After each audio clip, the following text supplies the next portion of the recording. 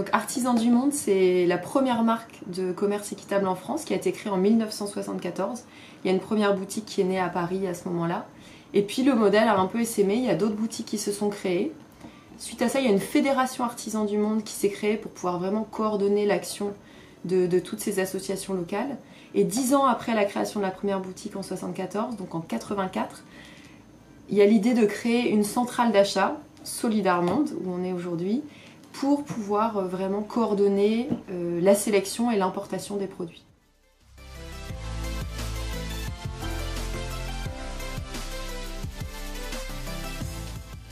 Donc il y a une petite équipe qui est beaucoup plus présente sur le terrain, qui va vraiment aller à la rencontre des associations de producteurs, comprendre un peu leurs difficultés, les accompagner parfois sur des projets annexes, des projets sociaux, environnementaux, puisque le rôle du commerce équitable, c'est aussi d'aider les communautés à profiter disons, des revenus que ça génère pour avoir un impact plus large, pour créer des écoles, pour créer des hôpitaux, des choses comme ça. Donc ça, c'est nos collègues de la fédération qui se chargent de cette partie-là.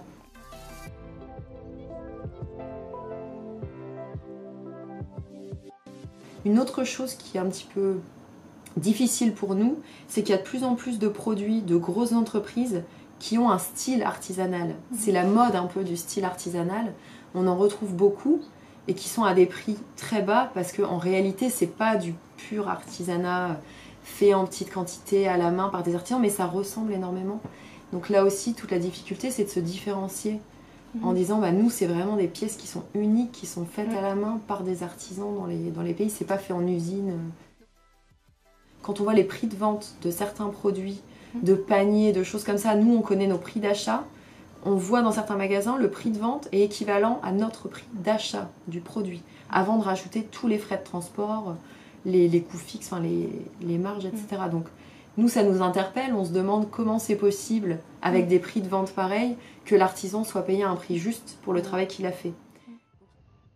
Pour le consommateur, la façon de s'y retrouver, c'est vraiment d'acheter de l'équitable qui est labellisé. Donc nous, on travaille qu'avec des organisations qui sont labellisées WFTO, qui est l'Organisation mondiale du commerce équitable, qui labellise vraiment l'ensemble de l'organisation des process, qui va vérifier que toutes les conditions, tous les critères du commerce équitable sont respectés. Et ça, c'est la seule manière d'être certain que les conditions de production ont été bonnes, qu'il n'y a pas eu de travail d'enfant, que les producteurs ont été payés à un prix juste qu'ils ont déterminé eux-mêmes. Donc ça peut mettre jusqu'à 2 ans pour avoir vraiment la certification WFTO. Et une fois que c'est fait, c'est pas bon bah on est certifié, c'est fini, c'est bon. Tous les 2 ans, il y a forcément un audit qui se passe, un audit de pair. Et ça va aussi dans le sens d'une amélioration continue. C'est-à-dire que nul n'est parfait. WFTO, pour être certifié, il faut être très bon sur tous les critères. Mais il va y avoir aussi des plans d'amélioration sur les points pour faire de mieux en mieux sur tous les critères. Donc c'est vraiment quelque chose qui est suivi.